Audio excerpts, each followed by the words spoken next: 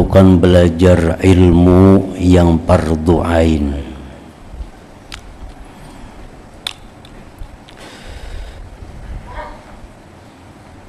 Karena ilmu, ada ilmu yang fardu ain, ada ilmu yang fardu kifayah, ada ilmu yang sunat, bahkan ada ilmu yang diharamkan mempelajarinya. Nah, dari sekian banyak ilmu, ada tahapan-tahapan yang mesti dipelajari. Yang utama dulu adalah ilmu yang mana kita fardu ain untuk belajarnya. Ilmu yang fardu ain itu adalah ilmu tentang mengasahkan Allah, ilmu ya sifat 20 aja kita. Ilmu tentang fikih supaya bagaimana ibadah kita ini menjadi sah. Kemudian ilmu tentang tasawuf yang mana supaya ibadah kita itu diterima oleh Allah Subhanahu wa ta'ala. Nah, itu 3 ilmu yang utama. Ilmu tauhid atau ilmu sifat 20, atau boleh juga disebut ilmu akidah 50, akaidul khamsin, akidah 50.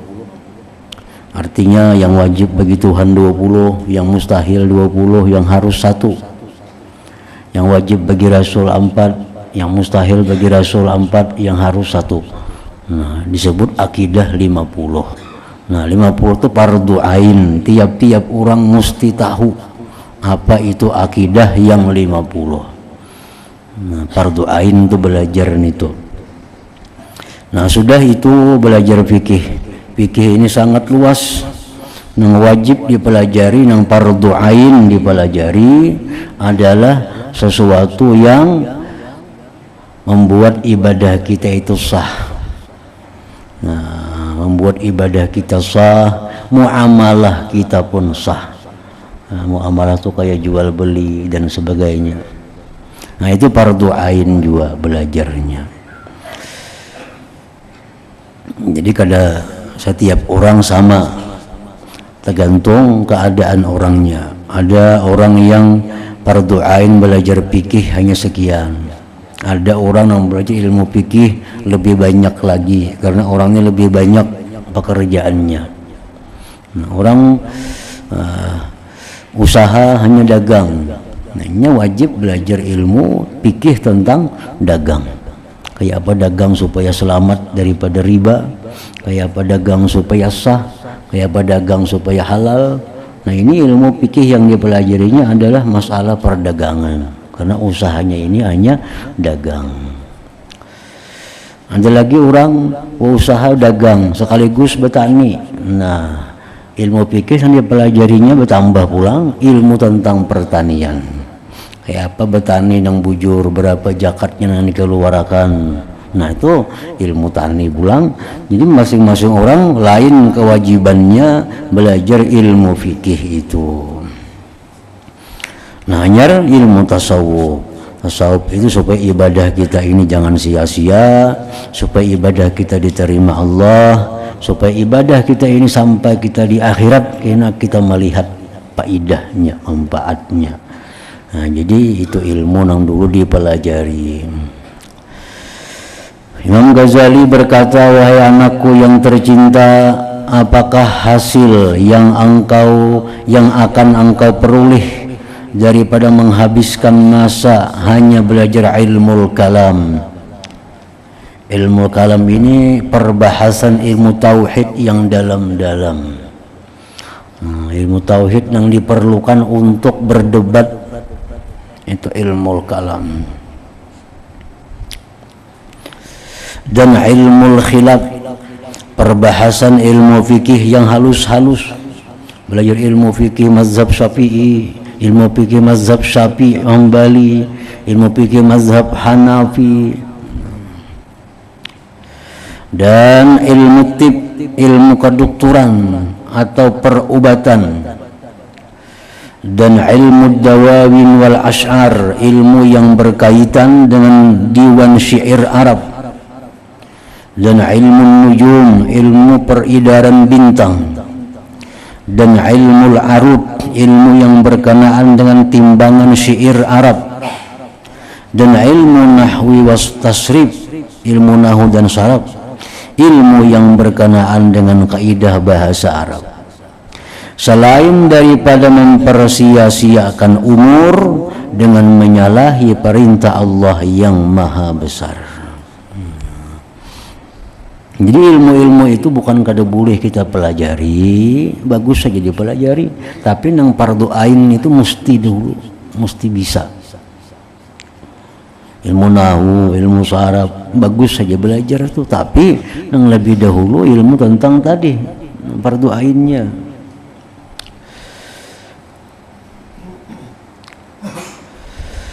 Sesungguhnya, ujar Imam Ghazali, aku telah melihat di dalam Injil Nabi Isa alaihi salam ada disebutkan, mulai seorang mayit diletakkan di atas kerandanya sampai mayit itu diletakkan di dalam kuburnya, Allah Ta'ala bertanya kepadanya 40 soalan, 40 pertanyaan. Yang pertama sekali ialah, wahai hambaku, ujar Tuhan, kenapa engkau senantiasa sepanjang tahun memperhatikan kebersihan tempat pandangan manusia kepadamu, yaitu anggota zahirmu, tetapi engkau tidak peduli kepada tempat pandanganku, hati engkau, walaupun hanya satu saat. Nah, ini ilmu wajib kita pelajari tentang ilmu tasawuf yang membersihkan hati, karena hati itu adalah tempat pandangan utama daripada Allah Subhanahu wa Ta'ala. Nah, jadi jar Tuhan, kenapa engkau sepanjang tahun memperhatikan kebersihan tempat pandangan manusia kepadamu? Nah, kita rawat tubuh, kita rawat rambut, dirawat muha, dirawat tangan, takutan bener rusak, dilihat orang kada baik, dan kita kada mempedulikan hati kita yang menjadi pandangan Allah Subhanahu wa Ta'ala. Nang kayak apakah hati lagi? Nah, kita kada ada urusan, kada memperhatikan. Nang kita jaga berhemat, mengeluarkan duit banyak bahkan untuk mengurus baiknya zahir, yang mana tempat pandangan manusia. Nah, itu akan ditanya oleh Allah karena di akhir di dalam kubur kita. Ini belum sampai lagi di akhirat, Allah sudah menanyakan itu. Ujar Imam Ghazali, tersebut dalam Injil Nabi Isa alaihi salatu wassalam.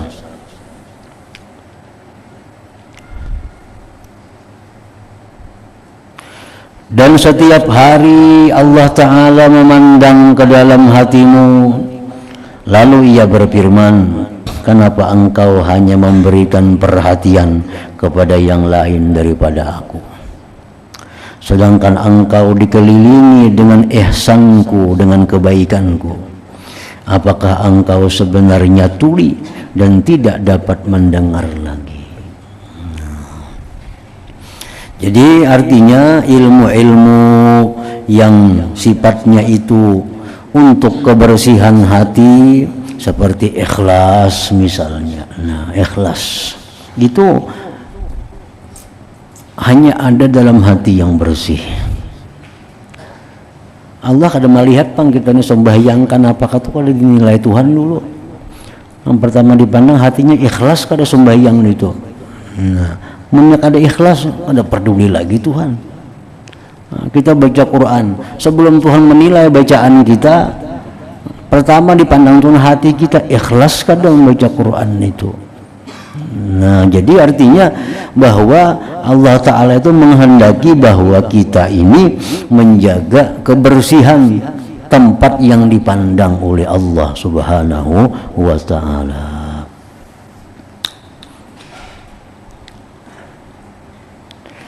Jadi ikhlas, apalagi contohnya kebersihan hati itu tawakal, ridha, syukur, sabar, khauf, raja. Nah itu semua adalah andaknya di dalam hati, yang mana Allah akan gembira bila melihat hati kita berisi dengan sifat-sifat yang terpuji itu. Nah jadi artinya maksud dari Imam Ghazali tadi, dahulukan belajar ilmu yang fardu ain. Nah jadi belajar ilmu ikhlas itu lebih utama daripada belajar ilmu nang nahu, saraf, fikih nang jauh-jauh. Nah, apalagi ilmu belajar tentang ridha dengan Allah itu macam apa, artinya ridha lawan Tuhan. Belajar ilmu itu lebih utama daripada belajar ilmu-ilmu nang tadi, nang ilmu-ilmu nang jauh jangkauannya. Belajar ilmu mazhab nang empat misalnya, nah itu ada perlu dalam arti amun ini belum kita ketahui.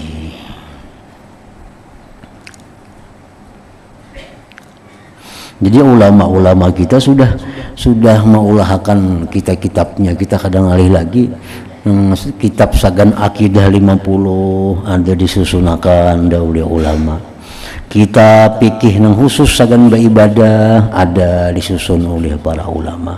Kitab tasawuf nang cukup untuk membersihkan hati, menghiasi hati dengan sifat-sifat mulia ada dikarang oleh ulama. Jadi tinggal kita pilih kitab-kitab nang halus-halus itu nang dulu nang fardu ain dipelajari oleh kita.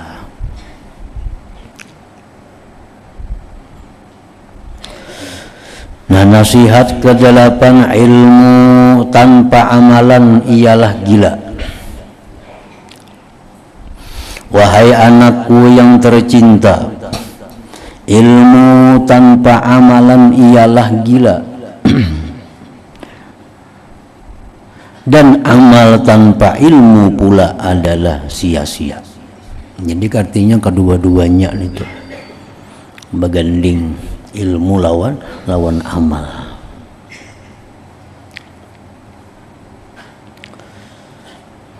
Dan ketahuilah bahwasanya ilmu semata-mata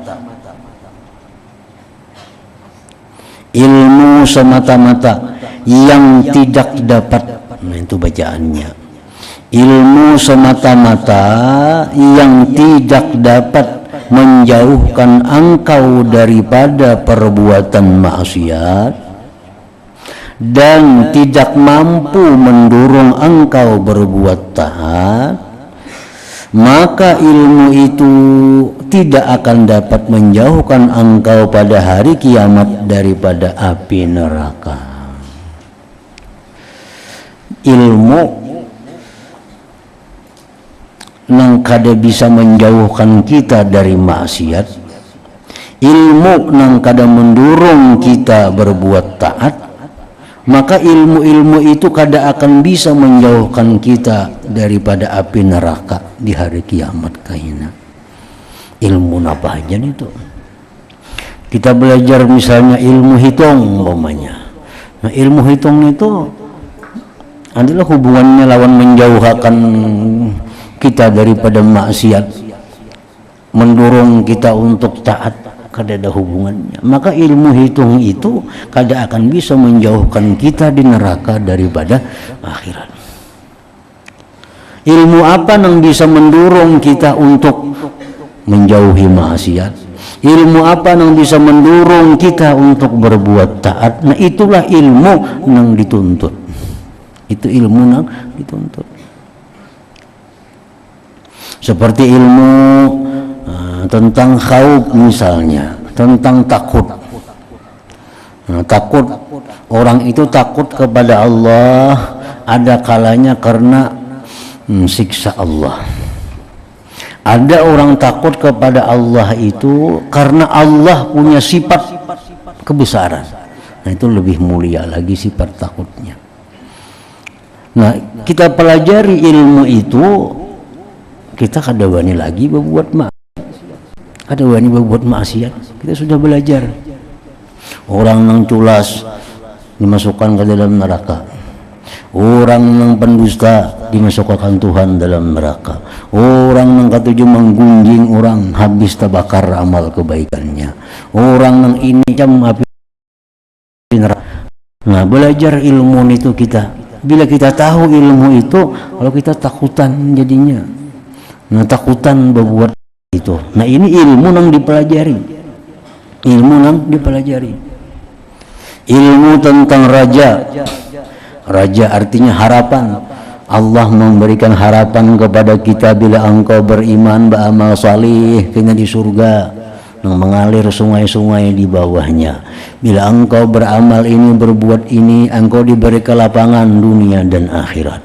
Bila engkau melakukan ini, engkau dapat kemuliaan. Nah, lalu tadurung hati kita untuk berbuat kebaikan. Nah, itu ilmu yang perlu dipelajari. Ilmu-ilmu yang supaya kita takutan lawan maksiat, ilmu-ilmu yang supaya kita gemar dengan taat, itulah ilmu yang fardu ain dipelajari itu. Sebab ilmu itulah yang akan menjauhkan kita pada hari kiamat daripada api neraka.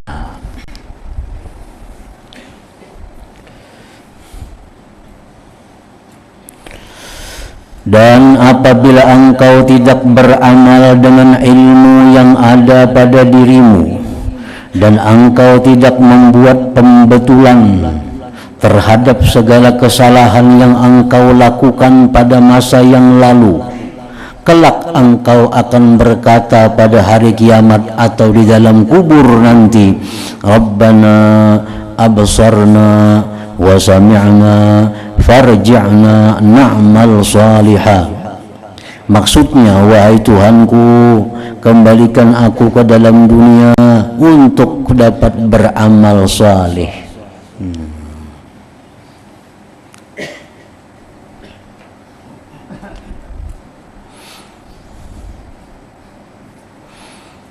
Kita berilmu, sudah tahu, nah ini haram, tahu benar sudah. Nang ini kada boleh, tahu benar. Ini disariki Tuhan, tahu benar.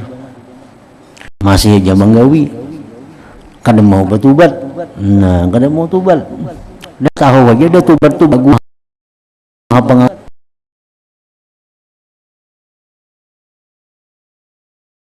nah kada mau tobat. Nah, karena orang ini bila mana kena mati, begitu masuk ke dalam kubur sudah berkata, wahai Tuhanku, kembalikan aku ke dalam dunia untuk aku dapat beramal salih. Nah, tapi sudah dalam kubur. Sudah dalam kubur. Lalu dikatakan kepada engkau, wahai si bodoh, kenapa engkau hendak kembali ke sana? Kan engkau baru saja datang dari sana. Hanya masuk kubur, kalau boleh ke dunia pulang.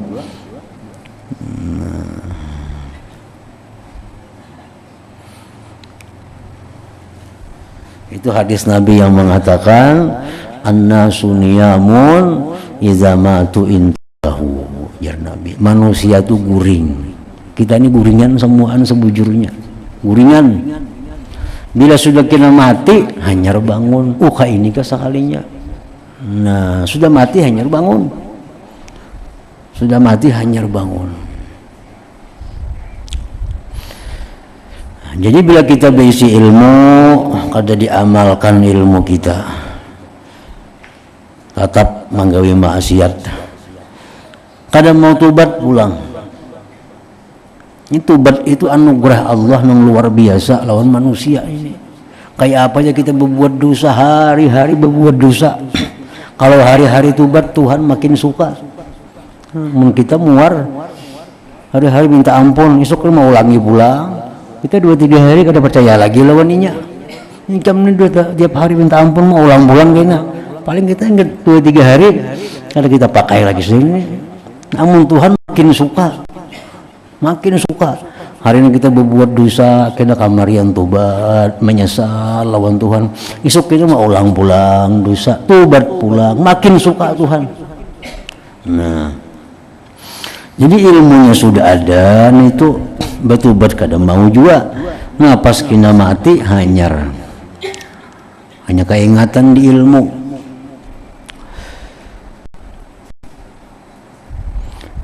lalu minta bulikakan ke dalam dunia hendak beramal saleh.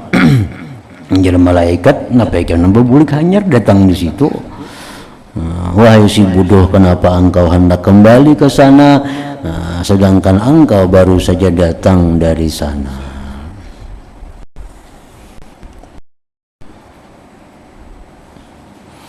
Jadi dengaran tobat itu ada batasannya. Artinya dosa nang kayak apa aja ganalnya, amun tobat diampuni Tuhan. Amun tobat diampuni Tuhan. Ya, ada kisah nang seorang perempuan. Seorang perempuan ini hamil daripada zina. Hamil daripada zina. Imbah hamil daripada zina, beranak. Anaknya dibunuhnya. Nah, sudah 2 kali sudah. Mana bazina melahir anaknya dibunuh pulang. Lalu anak yang dibunuh tadi dibuat dalam cuka. Dalam cuka. Cukanya dijual. Berdosa pulang. Nah, kayak apa lagi dosanya? Nah, jadi orang-orang menganggap bahwa kalau diampuni Tuhan lagi nih tuh kebanyakan dosa, mana berzina, mana membunuh anak, menjual kayak itu pulang. Orang takutan berparak lawannya kalau pina turun azab Allah. Lalu akhirnya dikatakan oleh Rasulullah bahwa Tuhan Maha Pengampun, Tuhan Maha Penyayang. Jangankan seitu dosa, pada itu lagi bujur minta ampun diampuni oleh Allah Ta'ala. Diampuni. Nah, makanya kita kadang-kala mencap orang tuh kadus, kada boleh kita mencap orang itu penjahat. Boleh. Kita mencap orang tuh penjahat kalau so matinya kada beriman, nah yuh lagi. Itu penjahat. Memang kita masih belum tahu matinya beriman atau kada, barangkali pada Allah siapa tahu. Inya nang kekasih Allah kita nang jadi penjahat. Nah, kada boleh kita mencap orang sejahat-jahatnya manusia itu, kada boleh kita mengatakan itu penjahat. Kada boleh penjahat. Kecuali kita tahu nya mati karena kan penjahat situ. Karena ada tobat tadi. Nah, yang kedua lagi kita kada putus asa. Merasa banyak dosa, merasa banyak kesalahan, kada perlu putus asa. Tobat jalawan Tuhan. Diberi Tuhan hadiah, dosa diampuni Tuhan, diberi Tuhan hadiah. Nah, jadi itulah pelajaran kita, ilmu nang macam itu nang perlu nang dituntut terlebih dahulu. Nasihat ke-9, tinggikan himmahmu dan lawanlah nafsumu dan buatlah bekalan akhirat.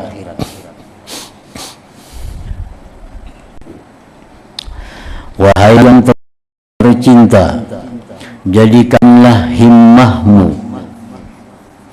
Himmahmu itu artinya keinginan. Arti himmah keinginan kuatmu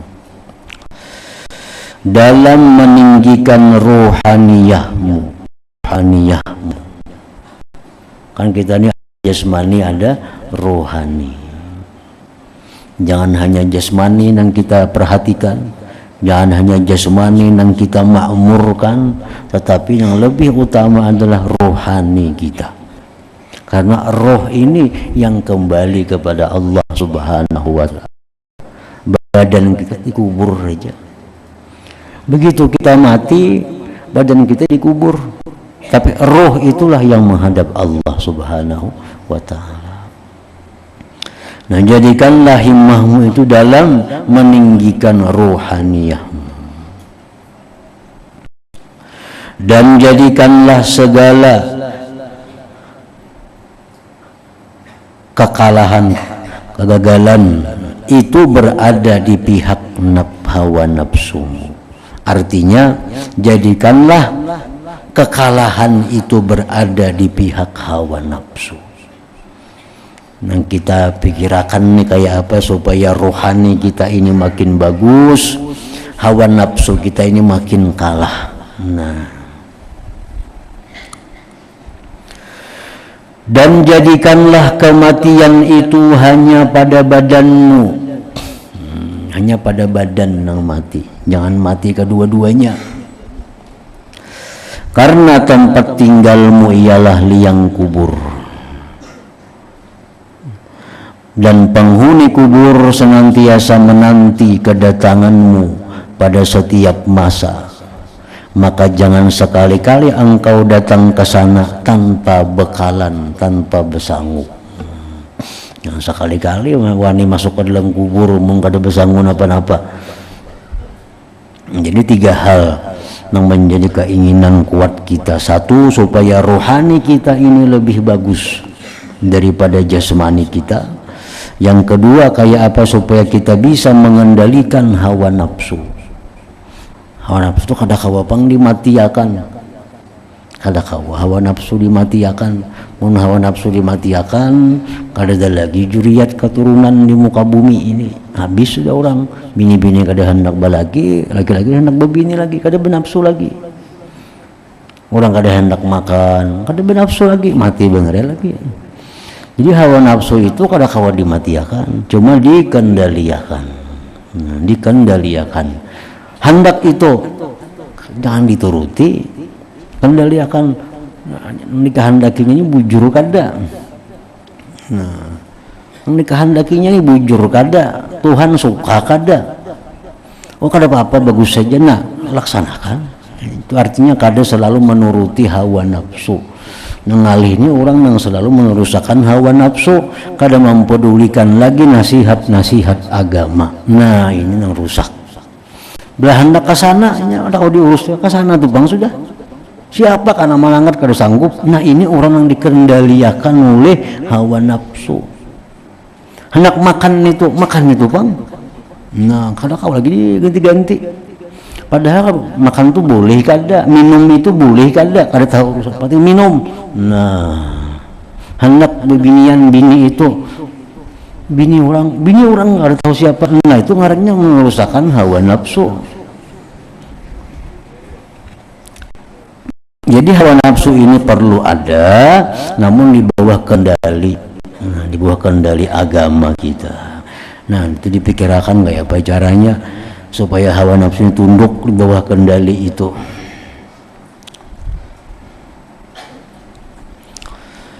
Dan berkata Sayyidina Abu Bakar Siddiq radhiyallahu anhu, badan kita itu tidak ada ubahnya laksana sangkar burung ataupun kandang binatang. Tubuh kita nih antara dua, bisa jadi sangkar burung, bisa jadi kandang sapi, kandang binatang. Maka pikirlah baik-baik untuk dirimu dan tentukanlah bagi dirimu yang mana satu di antara 2 perumpamaan ini. Apakah kira-kira kita nih kayak burung, tubuh kita jadi sangkarnya, atau kita kayak binatang, kambing, sapi, tubuh kita menjadi kandangnya. Nah antara 2 itu. Jikalau engkau laksana burung yang terbang tinggi, maka ia akan terbang dengan riang gembira apabila mendengar seruan irji'i ila rabbiki radiyatan mardiyah. Maksudnya kembalilah kepada Tuhanmu dalam keadaan ridha dan diridai. Nah, ini orang-orang yang rohnya itu laksana burung terbang tinggi. Begitu mendengar seruan malaikat Israel, kembalilah engkau wahai roh kepada Tuhan engkau dalam keadaan ridha dan diridai. Engkau akan terus terbang tinggi sehingga engkau akan hinggap di puncak pohon-pohonan surga yang tinggi. Ini seperti sabda Rasulullah sallallahu alaihi wasallam ketika Sa'ad bin Mu'adz meninggal dunia. ihtazza arsyur rahman min mauti Sa'd bin Mu'adz. Artinya ujar Nabi, telah berguncang arsy Allah ketika kematian Sa'ad bin Mu'adz. Sa'ad bin Mu'adz sahabat besar, orang Ansar, orang Madinah. Begitu meninggal Sa'ad bin Mu'adz, arsy Allah itu berguncang ujar Nabi. Kenapa berguncang? Karena kegembiraan menyambut rohnya itu Sa'ad bin Mu'adz tadi. Kasukaan arsy ini berguncang, bergoyang, kegembiraan karena kedatangan roh yang mulia, rohnya Sa'ad bin Abi Waqqas. Nah ini roh yang seperti burung, tubuhnya seperti sangkar burung. Dan mudah-mudahan Allah melindungi engkau daripada menjadi laksana binatang ternak. Firman Allah Ta'ala, ulaika kal an'am bal hum adall. Maksudnya mereka itu laksana binatang, bahkan lebih sesat lagi. Kada tahu dihalal, kada tahu diharam, bila hendak gawi. Nah, itu ya Tuhan lebih sesat daripada binatang. Binatangnya bujurnya penurang, makan siapa? Tapi nya kada berakal binatang. Kada kawan ditiwas. Binatangnya kada diandaki Tuhan akal. Ini umpan makanan ampun tuannya, ini makanan ampun orang lain, makannya terus. Itu binatang.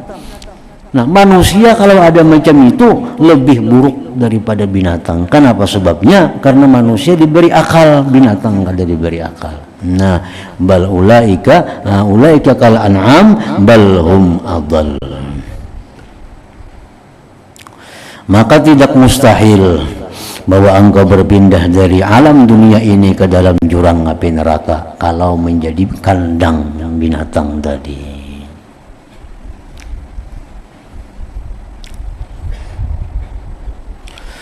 Dan adalah diriwayatkan bahwa Al-Imam Al-Hasanul Basri rahimahullahu ta'ala, menurut sebagian riwayat menyebutkan Imam Hasan Basri ini adalah murid daripada Imam Sayyidina Ali karramallahu wajhah.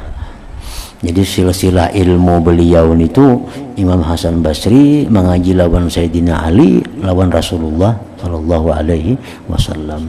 Ini dikatakan orang sebagai sayyidut tabi'in, penghulunya generasi tabi'in. Karena orang ini berjumpa dengan sahabat-sahabat Nabi, lalu disebut orang tabi'in. Nah, Hasanul Basri ini diberikan kepada beliau segelas air sejuk. Diberikan kepada Imam Hasanul Basri segelas air sejuk. Lalu beliau memegang gelas tersebut dan terus saja beliau pingsan. Diberi air dingin, timbul pingsan. Apabila beliau telah sadar, manakala beliau telah sadar, lalu ada orang bertanya, kenapa tadi engkau jatuh pingsan? Beliau menjawab, tadi aku teringat angan-angan penghuni neraka, angan-angan ahli neraka. Apabila nanti mereka berkata kepada ahli surga, Allah menjelaskan dalam surat Al-A'raf, an afidu alaina minal ma aw mimma razaqakumullah. Maksudnya, limpahkanlah kepada kami sebagian daripada air yang ada pada kamu, atau apa saja makanan dari rezeki yang telah diberi oleh Allah kepada kamu. Keingatan itu pingsan Imam Hasan Basri, bahwa begitu orang-orang surga ini menikmati nyamannya banyu di surga, sejuknya, manisnya, makanan yang bermacam-macam, ini orang-orang neraka ini baku ciak. Nah, orang-orang neraka ini berteriak, wahai ahli surga, tumpahkan kepada kami air yang sejuk. berikan kami makanan-makanan yang diberikan Allah kepada kalian. Nah, ingat itu, Hasan Basri ini pingsan. Nah, Sidin diberi air yang sejuk tadi.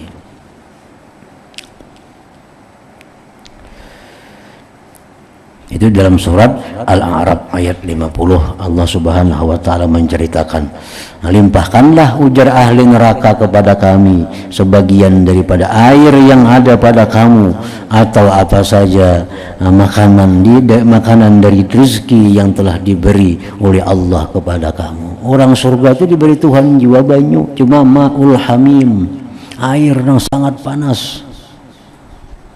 Orang surga diberi Tuhan banyu, cuma air yang sangat panas. Jangankan diminum, baparaknya sudah guguran daging di muhanya.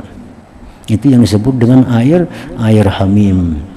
Makanan diberi, makanan yang membuat sangkal.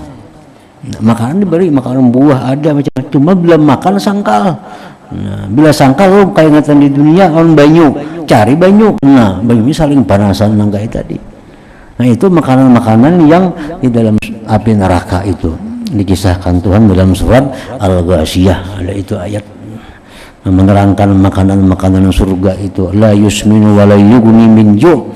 Makanannya kadang membuat gemuk dan kadang mengayakkan daripada lapar. Makanannya justru azab bagi orang-orang neraka itu. Nah, kemudian nasihat ke-10, bangunlah beribadah di waktu malam.